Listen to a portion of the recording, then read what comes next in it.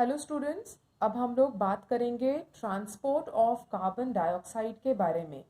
पिछले स्लाइड में हमने देखा था कि कैसे हेमोग्लोबिन ऑक्सीजन के साथ बाइंड करके ऑक्सी हेमोग्लोबिन बनाता है और अलग अलग रीजन में depending upon the partial pressure and other factors कहाँ पे बाइंडिंग होगी ऑक्सीजन की विथ हेमोग्लोबिन और कहाँ पे डिसोसिएशन होगा।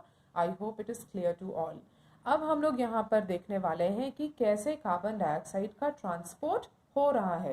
कार्बन डाइऑक्साइड भी एफिनिटी रखता है टुवर्ड्स हेमोग्लोबिन, जैसा हमने ऑलरेडी पढ़ा है कि 20 to 25% of carbon dioxide carry किया जाता है by blood from tissue to alveoli.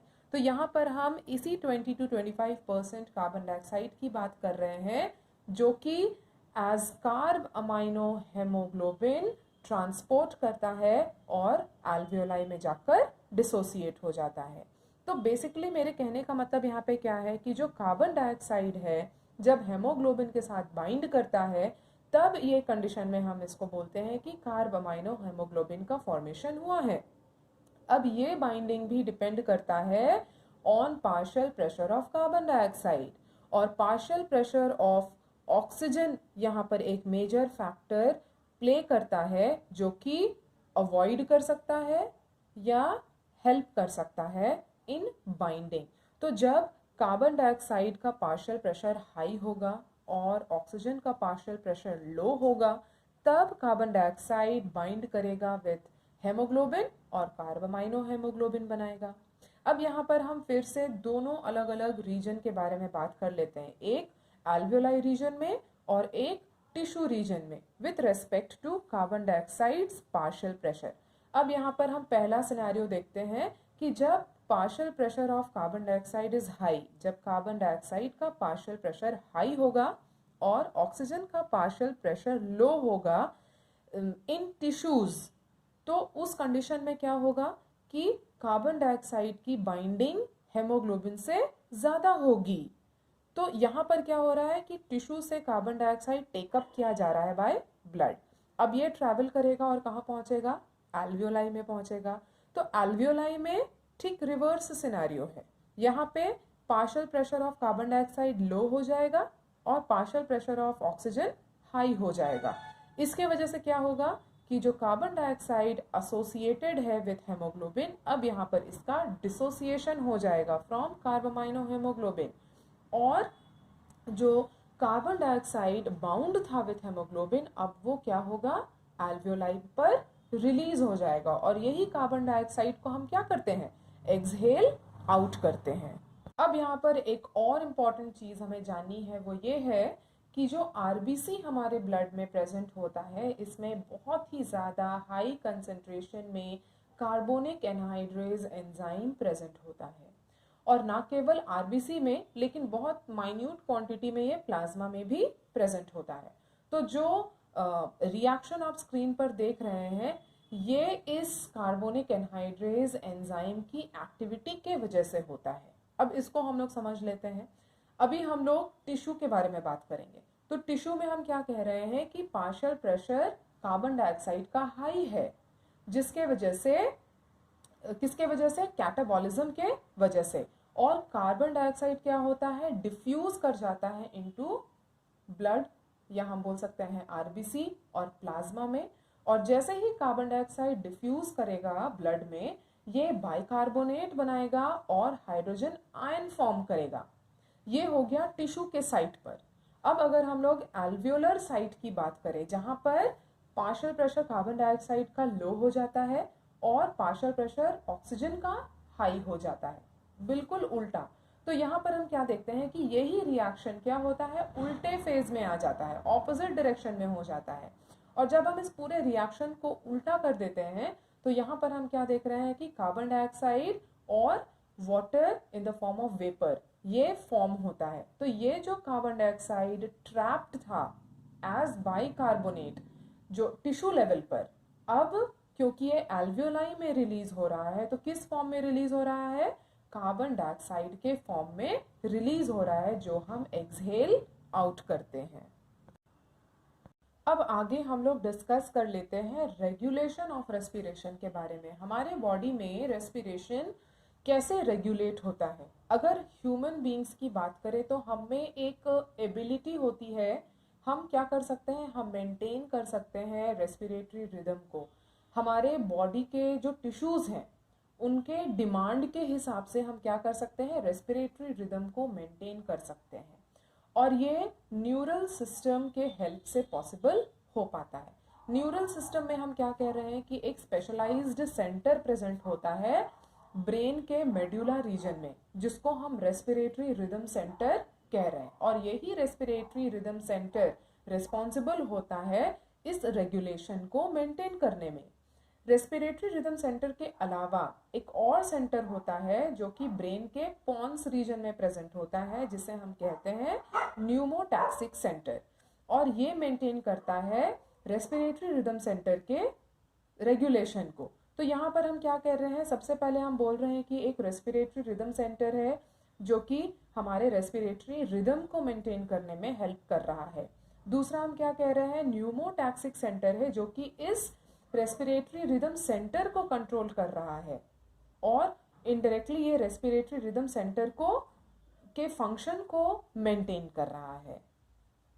अब ये सारे जो न्यूरल सिग्नल्स हैं जिसके बारे में हम बात कर रहे हैं, जो इन सेंटर से निकल रहे हैं, ये क्या कर सकते हैं, ये इंस्पायरेशन का जो ड्यूरेशन है इसको रिड्यूस कर सकता है। अगर इंस्पिरेशन रेट रिड्यूस हो जाए तो ये क्या कर सकता है, हमारे रेस्पिरेटरी रेट को ऑल्टर कर सकता है। अब यहाँ पर एक और इम्पॉर्टेंट बात हमारे लिए जानने के लिए ये है कि जो रिदम सेंटर है उसी के पास में एक कीमो सेंसिटिव एरिया सिचुएटेड होता है। और ये जो कीमो सेंसिटिव एरिया है ये हाईली सेंसिटिव होता है टू कार्बन डाइऑक्साइड और हाइड्रोजन आयंस। अगर इन सब्सटेंसेस में वृद्धि होती है, अगर कार्बन डाइऑक्साइड और हाइड्रोजन आयंस इंक्रीज कर जाता है तो ये तुरंत एक्टिवेट कर देगा इस सेंटर को।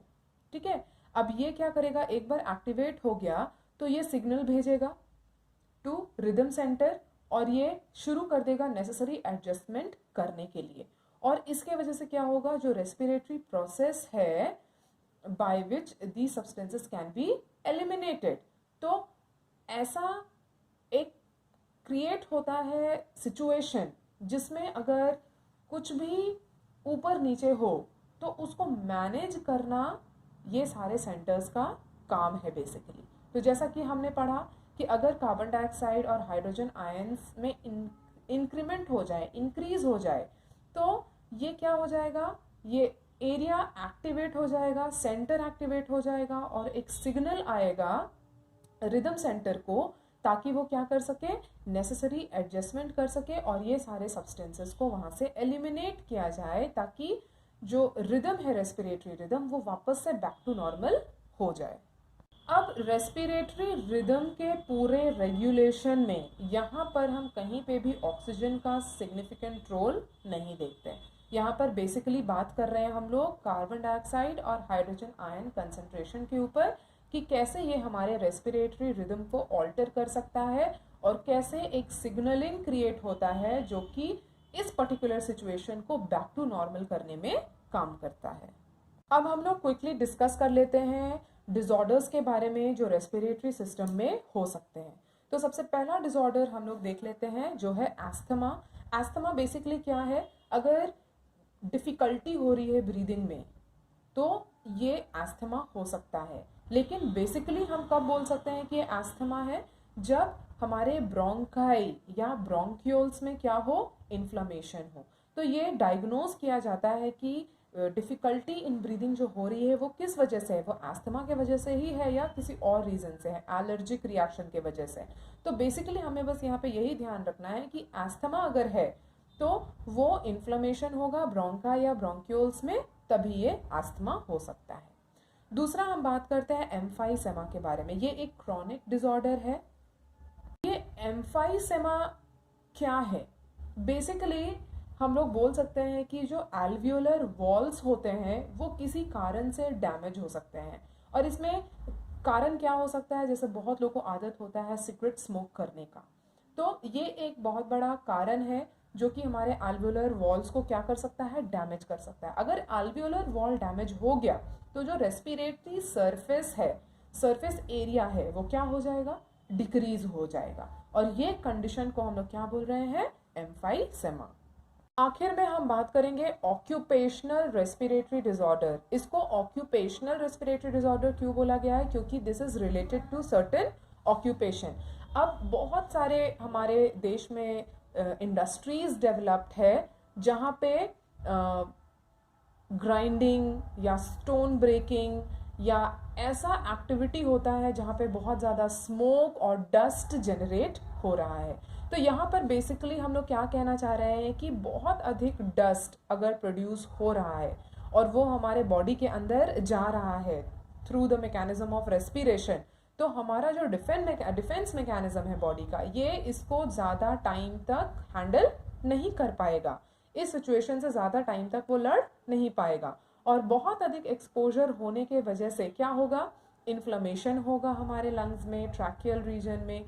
तो ये लीड करेगा टू फाइब्रोसिस, एक कंडीशन है जिसको हम बोलते हैं, जिसमें जो फाइब्रस टिश्यू है इसमें प्रोलिफरेशन होने लगता है और इसके वजह से क्या होगा, हमारा लंग डैमेज होगा। तो बेसिकली ऐसे जगह पर काम करने वाले जो वर्कर्स होते हैं, इंडस्ट्री का अपना एक कर्तव्य बनता है कि इनको क्या दिया जाए, प्रोटेक्टिव मास्क दिया जाए, ताकि इस सिचुएशन से बहुत हद तक इनका बचाव हो सके। तो यहाँ तक हम लोग इस चैप्टर को देखते हैं, respiration, breathing and exchange of gases के अंदर। आई होप कि जितने भी टॉपिक्स हमने इस चैप्टर में कवर किए हैं आपको क्लियर होंगे।